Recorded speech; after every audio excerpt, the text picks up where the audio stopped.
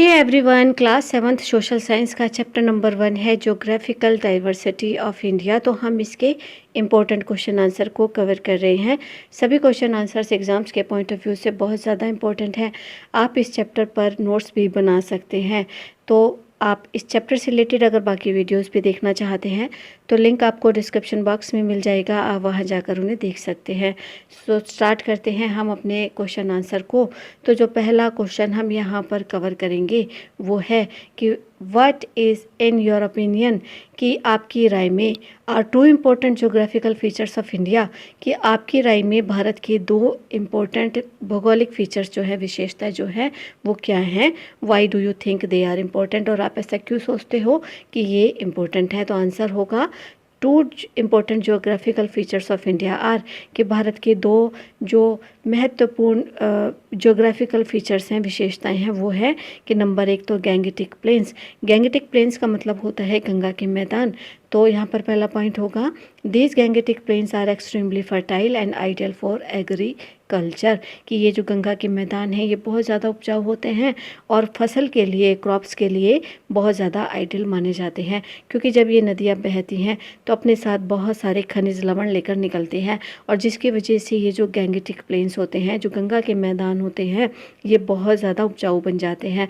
और इसी कारण यहाँ पर जो एग्रीकल्चर है बहुत अच्छे तरीके से फलता फूलता है। तो स्टूडेंट यहाँ पे ये पॉइंट 2 बार लिखा गया, उसके लिए मैं आपसे माफ़ी चाहूँगी। अगला पॉइंट होगा sports food production for a large part of India, कि क्योंकि यहाँ पर बहुत बड़े स्केल पर एग्रीकल्चर किया जाता है, कृषि उत्पादन किया जाता है, तो इसकी वजह से क्या होता है कि ये भारत के एक बहुत बड़े हिस्से को खाना प्रोवाइड करता है।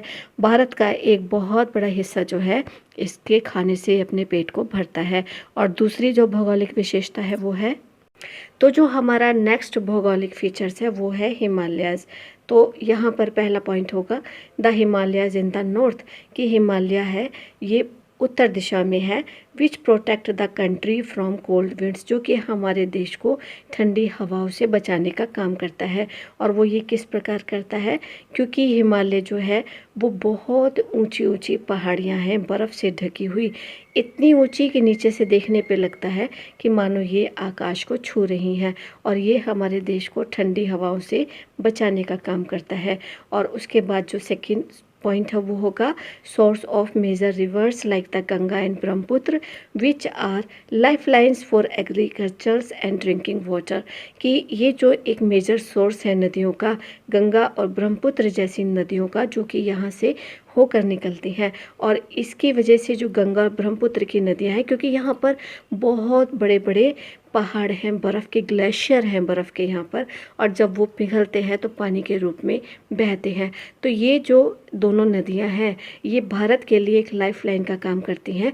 एक तो भारत की भूमि को ये उपजाऊ बनाती हैं, उसके लिए ये सिंचाई का काम करती है, और दूसरे जो है ये पीने के लिए और डेली यूसेस के लिए जो पानी है वो भी भारत के लोगों को प्रोवाइड करती है। और ये गंगा और ब्रह्मपुत्र के तटों पर जो मैदान है वो भी बहुत ज़्यादा फर्टाइल होते हैं एग्रीकल्चर के लिए। जो अगला पॉइंट है वो है it is a natural barrier for enemies, कि भारत में जो हिमालय है ये इतनी ऊंचे ऊंचे पर्वत है, शिखा है, और इसमें इतनी ज़्यादा बर्फ़ है, दर्रे हैं, कि जिसको पार करना दुश्मनों के लिए नामुमकिन हो जाता है। और इसी वजह से भारत के लिए, भारत के दुश्मनों के लिए एक बैरियर का काम करता है, जो कि भारत के दुश्मनों को यहाँ पर घुसने नहीं दे सकता। तो जो अगला पॉइंट होगा वो होगा it influence the monsoon and climate, ये प्रभावित करता है मानसून को और यहाँ के क्लाइमेट को, मौसम को, क्योंकि जो हिमालय है वो बर्फ़ से ढका हुआ है और यहाँ पर बर्फ़ के बहुत बहुत बड़े ग्लेशियर हैं, और जब ये पिघलते हैं तो इसके पिघलने से जो है एक क्लाइमेट में बदलाव आता है, और दूसरे मॉनसून जो है उसको भी ये बहुत ज़्यादा प्रभावित करता है। तो इस वजह से हम कह सकते हैं कि भारत की जो दो मौन भौगोलिक फीचर्स हैं वो यही हैं, कि एक तो गंगा के किनारे मैदान बड़े बड़े, और दूसरे हिमालय। तो अगला प्रश्न होगा why is the southern part of India refer to as a peninsular plateau, कि भारत का जो दक्षिणी भाग है उसको प्रायद्वीपीय पठार के रूप में क्यों रेफर किया जाता है, तो आंसर बताइए।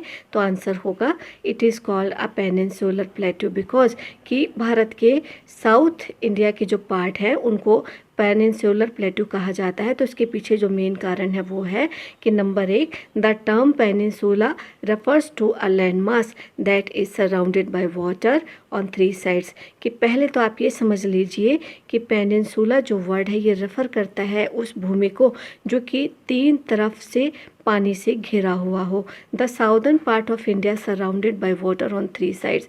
और भारत का जो साउथ का पार्ट है वो 3 तरफ से पानी से घिरा हुआ है। कहाँ कहाँ से? नंबर 1 तो अरेबियन सी से वेस्ट की तरफ से, फिर पूरब की तरफ से वो बे ऑफ बंगाल यानी कि बंगाल की खाड़ी से घिरा हुआ है, और फिर साउथ से वो इंडियन ओशियन यानी कि हिंद महासागर से घिरा हुआ है। तो ये 3 तरफ से जो भारत का साउदर्न पार्ट है वो पानी से घिरा हुआ है, वेस्ट से, ईस्ट से और साउथ से। तो यहाँ पर आपसे MCQ में भी प्रश्न पूछा जा सकता है कि जो भारत का साउदर्न पार्ट है वो वेस्ट से किस चीज़ से, कौन से पानी से घिरा है, या ईस्ट से या साउथ से।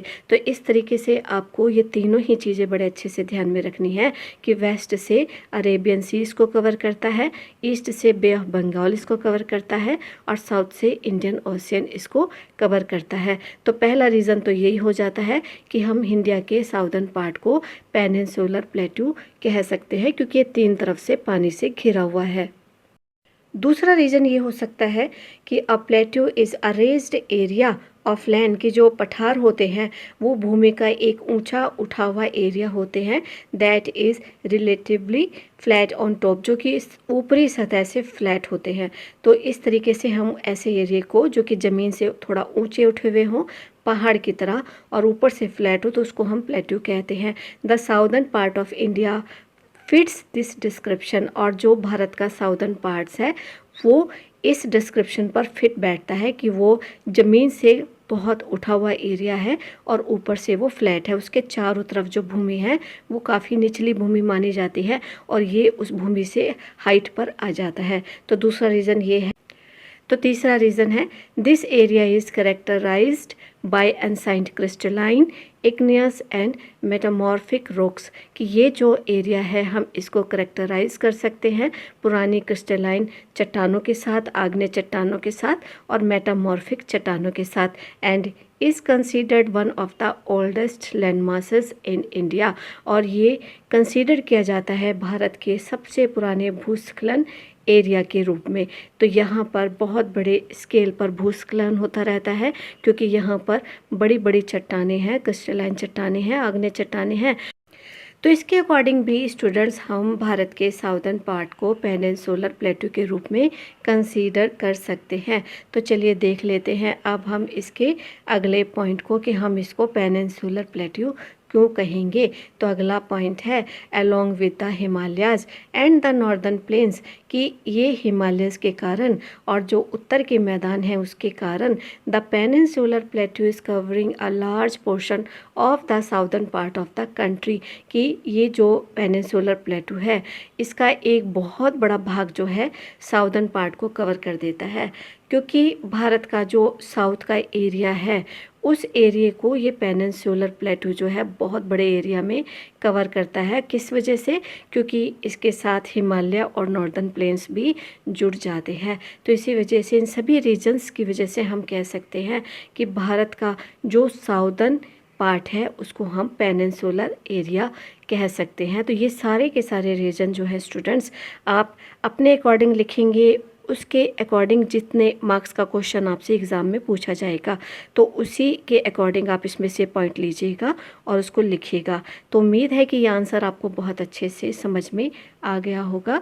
वीडियो को लाइक कमेंट शेयर ज़रूर कीजिए, वीडियो को सब्सक्राइब करके नोटिफिकेशन बेल को प्रेस कीजिए, ऑल पर हिट कीजिए ताकि आने वाला हर वैल्यूबल वीडियो आप तक पहुँचे। मिलते हैं हम आपसे अपने नेक्स्ट वीडियो में। Till then keep watching, stay connected. Thank you.